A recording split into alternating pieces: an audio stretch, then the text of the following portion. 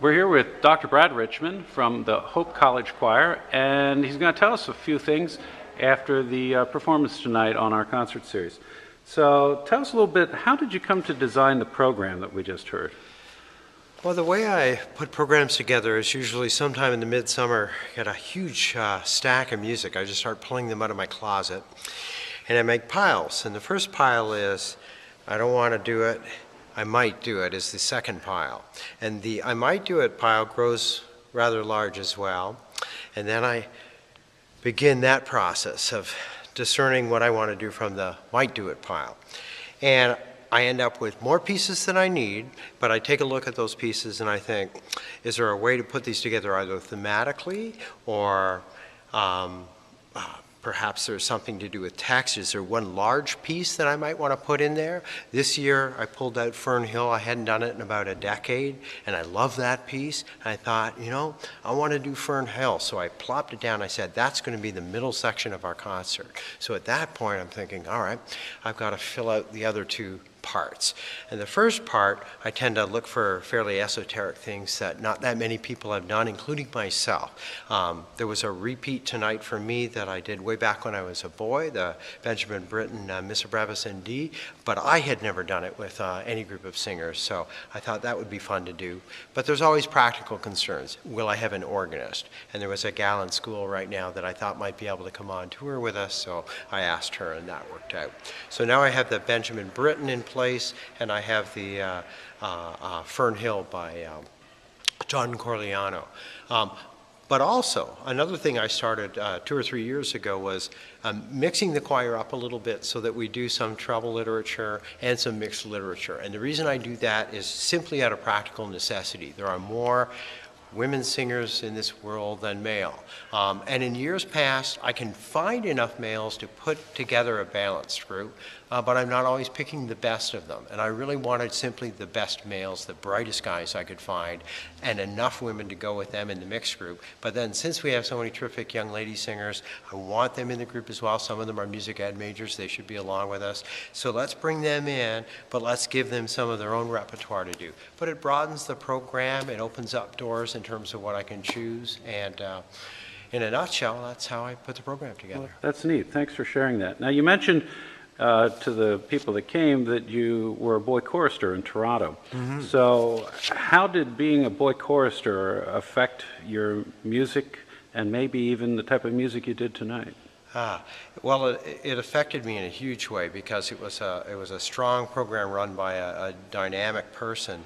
And it was just the foundation of my musical life. And it turned out I had a pretty good soprano voice for a boy, so I sang an awful lot. I was in that group for 6 years, and my voice changed relatively late 13, 14.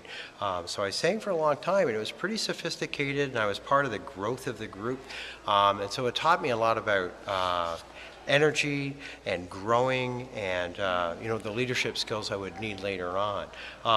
Then when my college experience was at the famous Lutheran College, St. Olaf in Northfield, Minnesota, and I studied under Kenneth Jennings there and other people. And the experience I had with a boy coupled with my experience at St. Olaf are my two formative things. Mm-hmm. One's an adult choir and one's a children's choir, but they were both simply about making beautiful sound and concocting beautiful phrases and getting deep into the music. And there was a real sort of strong expectation that one go further than one think one can go to get to the real heart of the music. So the combination of those two things, but the boy choir experience stayed with me with respect to picking the Britten for tonight.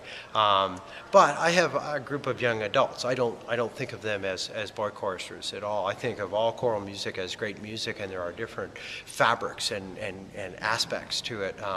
But you want good tuning, and you want to make the best use of the voices that you have at hand. So that's the other thing. You asked about picking literature before.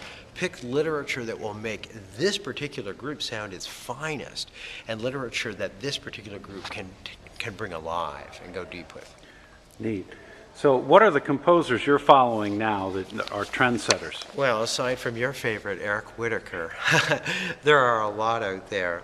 Probably too many to mention, but I'm a big fan of looking, because this is a great time for choral music if you're interested in settings of world music. We didn't do a lot tonight. We did a Thai folk song, but we've done a lot in the past. I've taken the choir to South Africa, so we've done a fair bit of African music. The homegrown spiritual that we find in the United States, as well as things that you'd find over there. So one of the things I'm always out to do is simply hear and find, what's out there that is terrific music I haven't done before, and it's settings of cultures and languages that are new to us, because we'll grow with that. I could easily slip into a sanctuary like this, or maybe something even larger, and simply do Renaissance motets for the rest of my life.